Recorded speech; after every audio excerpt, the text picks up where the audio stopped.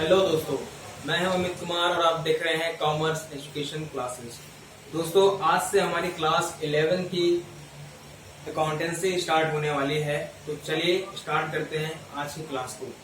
दोस्तों, आज हम सबसे पहले बात करेंगे बेसिक अकाउंटिंग टर्म्स, मतलब है कहने का लेखांकन के आधारभूत शब्द। अब दोस्तों, आपके माइंड में ये बात आ रही होगी कि बेसिक अकाउंटिंग टर्म्स होता क्या है, मतलब कहने का लेखांकन शब्द होते क्या है या आधारभूत लेखांकन शब्द होते क्या है। तो दोस्तों, जब भी व्यवसाय में जो भी एक्टिविटी होती है तो कुछ उसमें ऐसे वर्ड होते हैं, ऐसे शब्द होते हैं जिनको जानना हमारे लिए बहुत ही जरूरी होता है। अगर हम कॉमर्स पढ़ रहे हैं या फिर अकाउंटेंसी पढ़ रहे होते हैं तो हमारे लिए बहुत महत्वपूर्ण होता है इसको जानना। अगर जैसे बहुत सारे शब्द होते हैं बिजनेस में, ट्रांजेक्शन है या फिर आपकी कैपिटल्स है, लायबिलिटीज है, एक्सपेंस होते हैं, तो ऐसे बहुत सारे वर्ड होते हैं जो कि हमें नहीं पता होता है। जब पता भी होता है तो सही तरीके से उसका अर्थ हमें नहीं मालूम होता है। तो यहाँ पे हम उन्हीं शब्दों का डिस्कस करेंगे आज अपने फर्स्ट लेक्चर में। तो चलिए आज शुरू करते हैं आपका बेसिक अकाउंटिंग टर्म्स, मतलब है कहने का लेखांकन के आधारभूत शब्द। तो चलिए तो शुरू करते हैं। पहला टॉपिक आपको दिया गया है यहाँ पे। फर्स्ट ऑफ ऑल यहाँ पे आप देख रहे होंगे लिखा हुआ है ट्रांजैक्शन, मतलब है कहने का लेन देन। तो दोस्तों, अब बात करते हैं यहाँ पे ट्रांजैक्शन की कि ट्रांजैक्शन होता क्या है। आपने बहुत बार सुना होगा कि भाई हमने ये ट्रांजैक्शन किया, मैंने बैंक से ट्रांजैक्शन किया है, मैंने उससे ट्रांजैक्शन किया था, ठीक है। या फिर कहते हुए लोगों को सुना होगा आपने कि भाई मैं तो एटीएम से ट्रांजैक्शन कर रहा था तो मेरा पैसा कट गया, मुझे पैसा नहीं मिला, है ना। या फिर आप कहीं और भी जाते हो तो ऐसी बहुत सारी एक्टिविटी आप करते हो वहाँ पे लेन देन से रिलेटिव, ठीक, लेकिन आपको पता नहीं होता है उसका एक्चुअल उसकी मीनिंग क्या होती है। तो यहाँ पे आज हम डिस्कस करेंगे, ठीक है। तो दोस्तों, यहाँ पे देखो आपको दिया गया है ट्रांजेक्शन है, मतलब कहने का लेन देन। ट्रांजेक्शन का मतलब ही क्या होता है, लेन और देन करना, मतलब कहने का लेना और देना। जब भी ट्रांजेक्शन वर्ड कहीं भी आपको मिलता है तो आप ये जान लीजिए कि वहां पे कुछ ना कुछ तो लिया होगा या फिर कुछ ना कुछ तो वहां पे दिया होगा। जैसे आप देखते होंगे कि आपके आसपास बहुत सारी शॉप होती है, या फिर मान लेते हैं कि आपके पास ही कोई शॉप है, जैसे किराने की शॉप, ठीक है। तो आपके पास किराने की शॉप है, आप उसके ऑनर हो, प्रोप्राइटर हो, या फिर आप वहां पे बैठते हो, आप सामान को सेल करते हो। तो जब भी आप कोई सामान सेल करते हो किसी ग्राहक को या किसी कस्टमर को सेल करते हो अपने, तो आप कुछ ना कुछ उससे लेते हो और बदले में उसको कुछ ना कुछ देते हो, ठीक है। तो आपने जो दिया, जैसे कि वो सामान लेने आपके यहाँ आता है तो आप सामान देते हो उसे, और फिर सामान तो दे दिया आपने, लेकिन आप उसके बदले तो कुछ ना कुछ तो लोगे ना उससे। तो लोगे क्या, आप मनी लेते हो, मतलब कहने का एक हाथ आप देते हो तो दूसरा हाथ आप उससे ले लेते हो। तो जो लिया और दिया, यही क्या होता है दोस्तों, ट्रांजैक्शन होता है, मतलब है कहने का कि लेन देन होता है, ठीक है। तो अभी हम बात कर रहे हैं, लिखा हुआ है ऊपर यहाँ पे कि किसी वस्तु के क्रय, विक्रय, विनिमय या लेन देन को सौदा या व्यवहार कहा जाता है। मतलब है कहने का दोस्तों कि जब भी किसी वस्तु का व्यवसाय में, जब भी किसी वस्तु का हम क्रय करते हैं, मतलब कहने का परचेज करते हैं, खरीदते हैं या फिर उसका विक्रय करते हैं। भाई दुकान होगी तो खरीदेंगे भी और बेचेंगे भी, है ना। तो आगे या फिर हम किसी चीज में विनिमय करते हैं, मतलब कहने का इन्वेस्टमेंट करते हैं, और फिर लेन देन, कोई भी ऐसा लेन देन, चाहे वो परचेज हो, क्रय हो या विनिमय हो, ठीक है, तो क्या कहलाता है, आपका सौदा कहलाता है, मतलब कहने का ट्रांजेक्शन कहलाता है, ठीक है। तो मतलब कहने का दोस्तों मेरा यहाँ पे सिंपल सा है कि जो भी आपने लिया और दिया, चाहे वो परचेजिंग हो, चाहे वो सेलिंग हो या फिर आपका इन्वेस्टिंग हो, उससे रिलेटेड जो भी आप लेन देन करते हो वो आपका ट्रांजेक्शन कहलाता है। तो ये तो बात होगी दोस्तों की ट्रांजेक्शन की, लेन देन क्या होता है। अब हम बात करते हैं कि ट्रांजेक्शन तो है, लेकिन कैसा, मतलब कहने का कैसा ट्रांजेक्शन होता है, ये कैसी एक्टिविटी होती है। तो एक तरीके से यह एक आर्थिक क्रिया है, मतलब कहने का कि एक इकोनॉमिक्स एक्टिविटी होती है, मतलब कहने का जो मुद्रा से रिलेटिव हो, मनी से रिलेटिव होती है, वो आपकी इकोनॉमिक एक्टिविटी कहलाती है। वही यहाँ पे जो लेन देन होता है वो आपका ट्रांजेक्शन कहलाता है। जैसे मैंने बताया था अभी आपको थोड़ी देर पहले कि भाई किराने की शॉप अगर आपकी है तो आप पैसा देते हो, आप सामान देते हो और उसके बदले में आपको पैसा वहां से मिलता है। तो जो सामान आपने दिया तो आपने उससे क्या लिया, पैसा लिया। मतलब कहने का कि आर्थिक, मतलब कहने का एक्टिविटी हो रही है, कैसे इसमें आर्थिक एक्टिविटी हो रही है, मतलब मुद्रा का लेन देन हो रहा है। तो ऐसे लेन देन जो मुद्रा से संबंधित होते हैं वो आपके यहाँ पे ट्रांजेक्शन कहलाते हैं। तो अब दोस्तों यहाँ पे तो जान लिया हमने कि ट्रांजेक्शन होता क्या है। अब हम बात करते हैं इसके टाइप्स की। तो इसके 2 टाइप्स होते हैं। पहले की बात कर लेते हैं, हिंदी में बात करेंगे इसकी। तो एक आपका होता है बाह्य, दूसरा आपका होता है दोस्तों आंतरिक। मतलब है कहने का, एक आपका होता है एक्सटर्नल, दूसरा आपका होता है इंटरनल। ठीक है, बात करते हैं एक्सटर्नल की। तो इसमें आपके होते हैं सेल, ऑब्लिक, परचेज। मतलब है कहने का दोस्तों कि जो हम सेल अपने, अगर बिजनेस है हमारे पास, तो हम सेल करते होंगे या परचेज करते होंगे। अगर हम सेल और परचेज कर रहे होते हैं तो वो हमारी एक्सटर्नल, मतलब कहने का बाह्य लेन देन में आता है।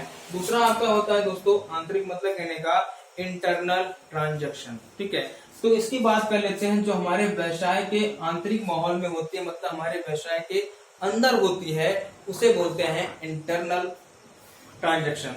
ठीक है, जैसे कि बात कर ले यहाँ पे डिप्रिसिएशन। ठीक है दोस्तों, अब डिप्रिसिएशन क्या है इसके बारे में हम आगे नेक्स्ट वीडियो में, अपने आने वाली वीडियो में उसमें डिस्कस करेंगे, क्योंकि ये बहुत ही लंबा टॉपिक है।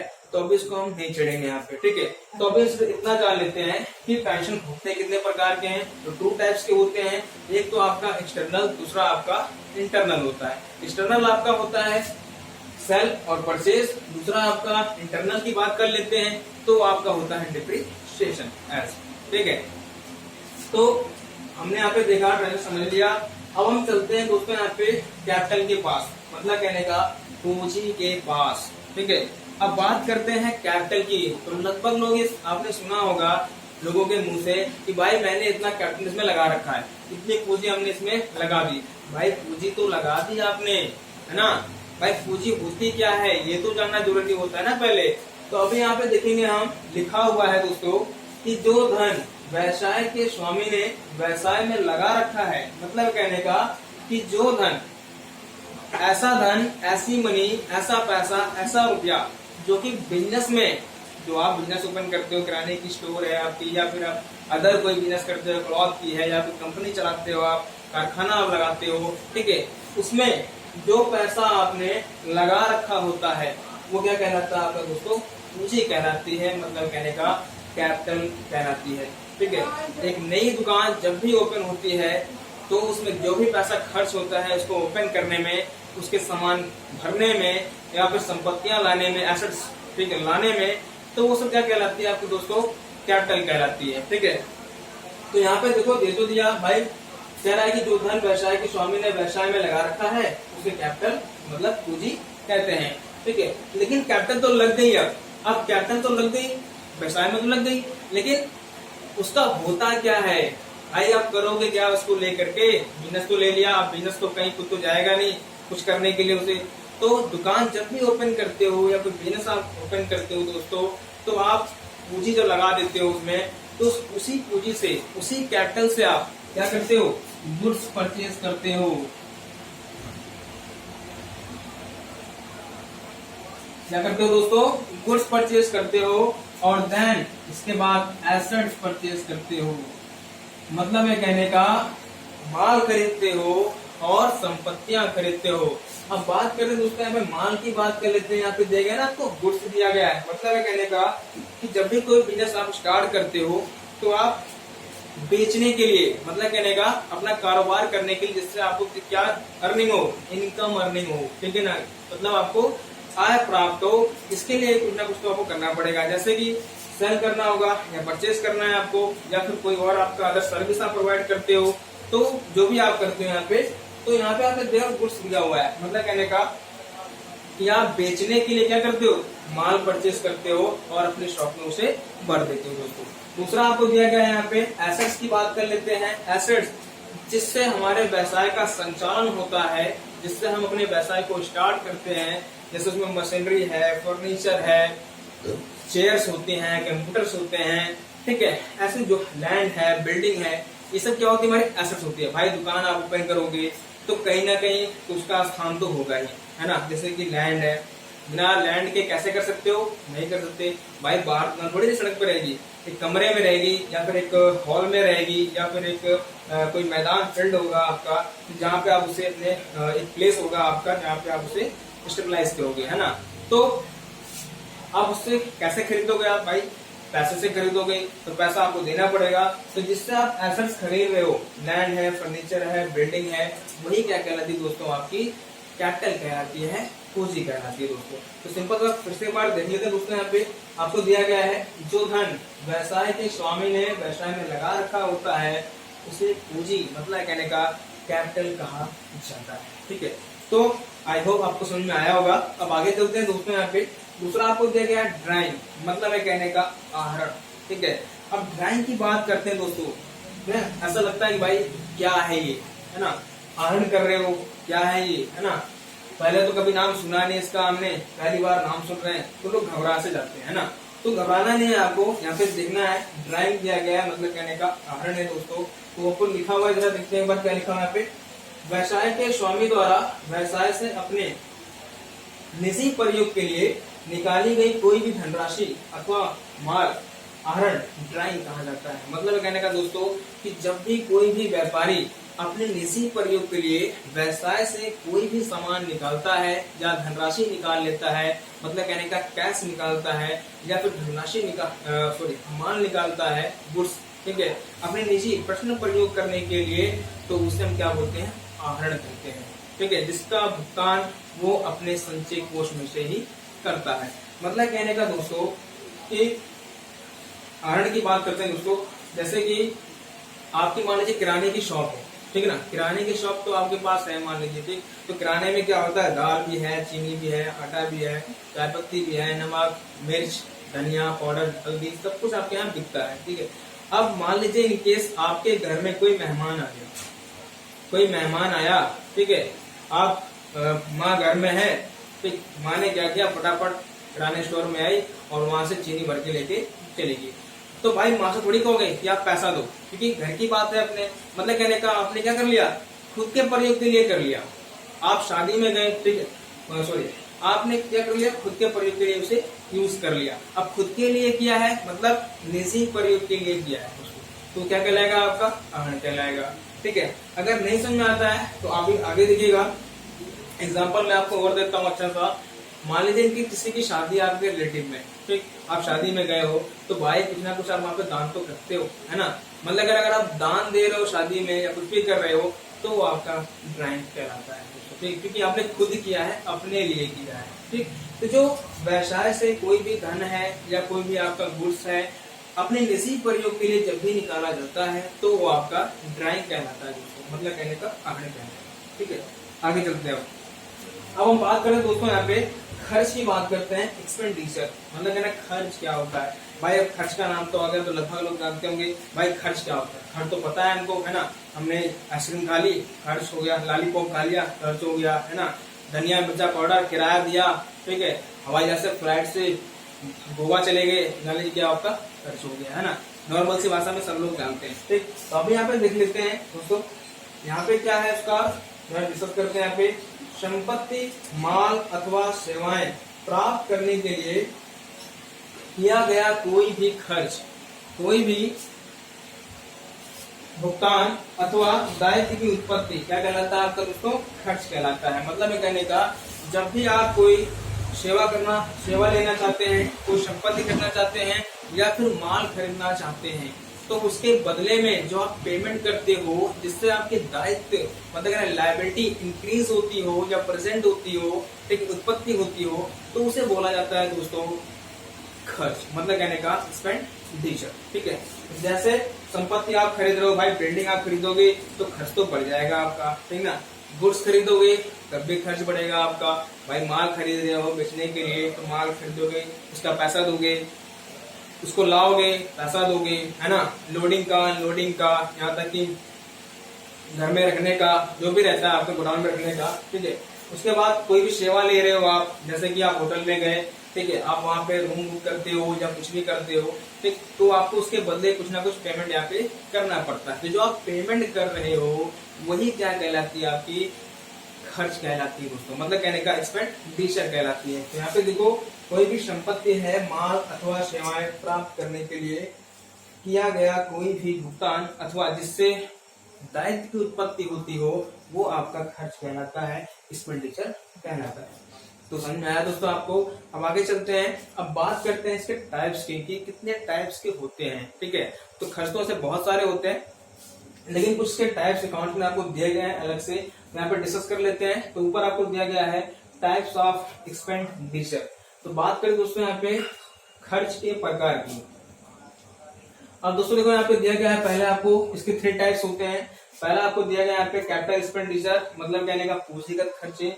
दूसरा आपको दिया गया है आयगत खर्च, मतलब कहने का रेवेन्यू एक्सपेंडिचर। और तीसरा आपको दिया गया दोस्तों यहाँ पे स्थगित आयगत व्यय, मतलब कहने का डिफर्ड रेवेन्यू एक्सपेंडिचर।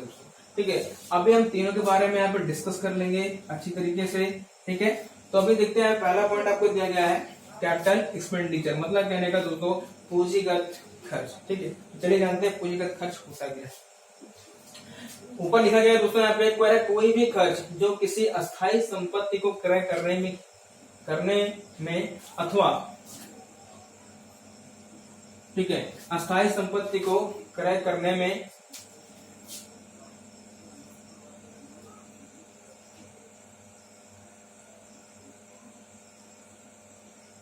ठीक है, यहाँ पे देखिए दोस्तों, थोड़ा सा मिस्टेक हो गया था। ठीक है, अब देख लेते हैं। कोई भी खर्च जो किसी अस्थायी संपत्ति को क्रय करने में अथवा उसके मूल्य में वृद्धि करने के लिए किया जाता है, पूंजीगत खर्च कहलाता है। मतलब कहने का दोस्तों यहाँ पे कि जब भी हम कोई भी फिक्स एसेट्स, मतलब कहने का अस्थायी संपत्ति, जैसे कि बात करें फिक्स एसेट्स की, पहले समझ लेते हैं इसको। जैसे कि आपकी बिल्डिंग है, लैंड है, फर्नीचर है, कंप्यूटर है, ठीक है, चेयर है, फैन है, या कुछ भी आप परचेज करते हो, खरीदते हो, ठीक है, तो उसके बदले में जो आप भुगतान कर रहे होते हो, खर्च कर रहे होते हो, वो आपका क्या कहलाता है दोस्तों, पूंजीगत खर्च कहलाता है, मतलब कहने का कैपिटल एक्सपेंडिचर कहलाता है। ठीक है, तो समझ में आएगा आपको। जैसे कि बात कर ले, यहाँ पे हम क्या खरीद सकते हैं, यहाँ पे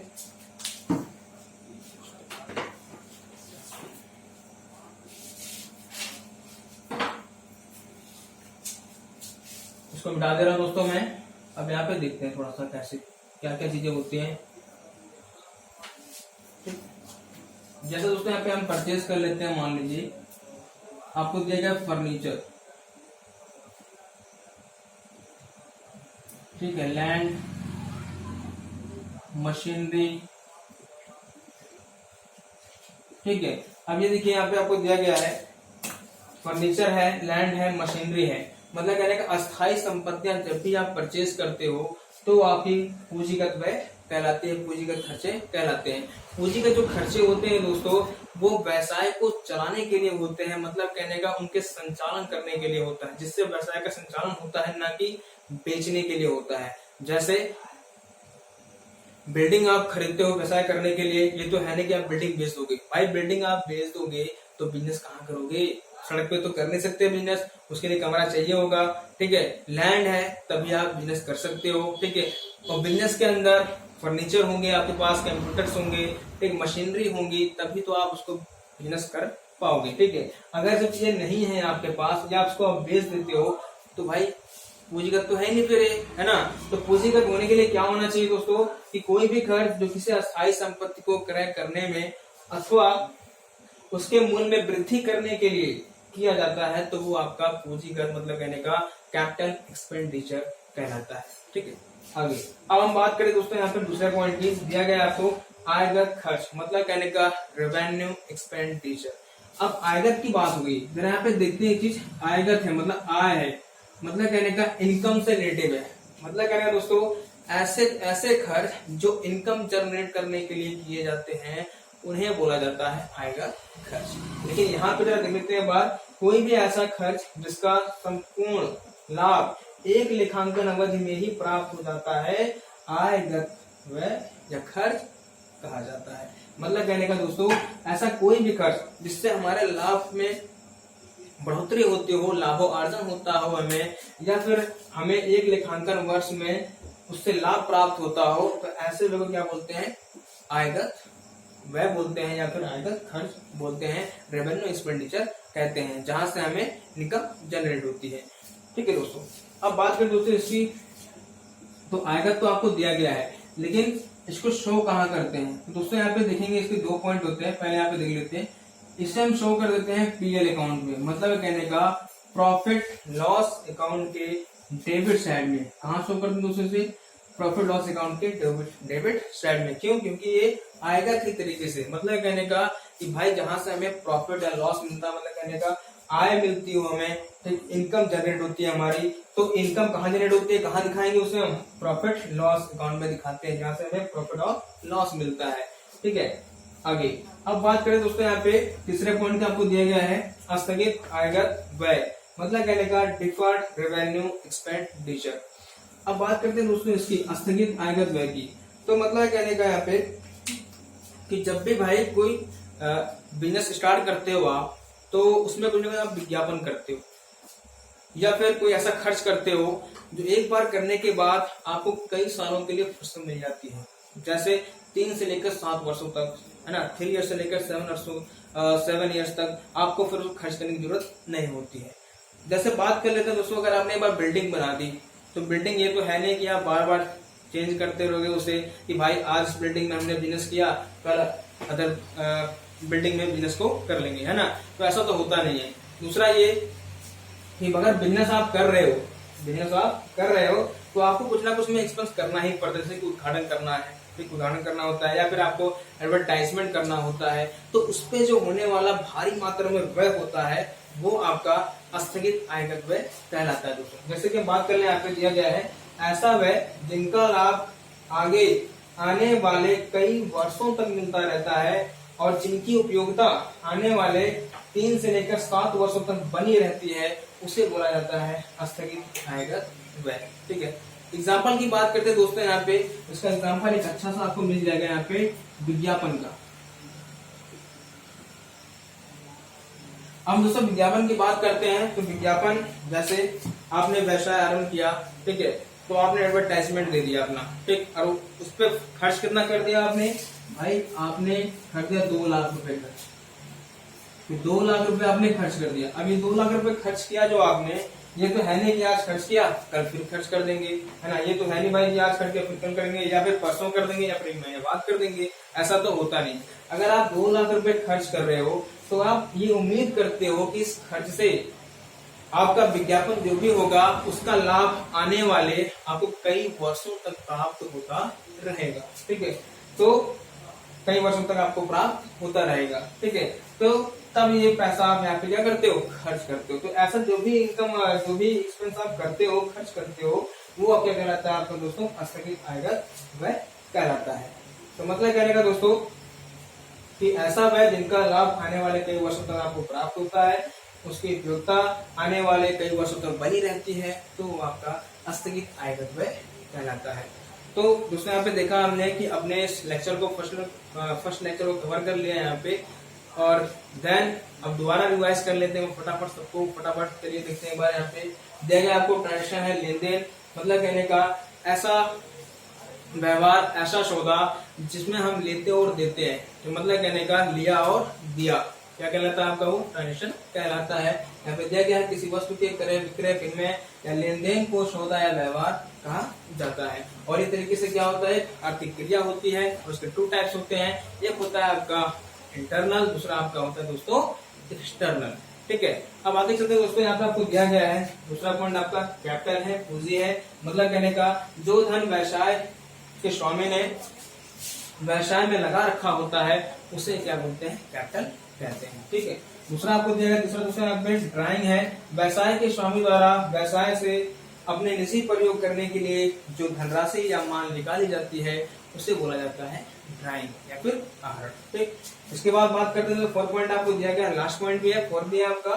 ठीक है, खर्च मतलब कहने का एक्सपेंडिचर, ऐसे खर्चे जो ऐसे भुगतान, ऐसे पेमेंट, ऐसी लाइबिलिटी जिससे आपके जो आप संपत्ति प्राप्त करने में, गुड्स प्राप्त करने में या फिर आप सेवाएं प्राप्त करने में भुगतान करते हो, पेमेंट करते हो, वो आपके खर्चे कहलाते हैं। ठीक, इसके टाइप्स की बात कर लेते हैं फटाफट दोस्तों। यहाँ पे दिया गया है आपको types of expenditure, first type, second type और थर्ड टाइप। यहाँ मतलब कैपिटल एक्सपेंडिचर आपको दिया गया है, दूसरा आयगत व्यय, तीसरा आपको दिया गया आस्थगित आयगत व्यय। ठीक है, तो बात करते हैं दोस्तों पहले आपकी पूंजीगत खर्चे की। कोई भी ऐसा खर्च जो अस्थायी संपत्ति को खरीदने में किया जाता हो उसे बोला जाता है पूंजीगत व्यय।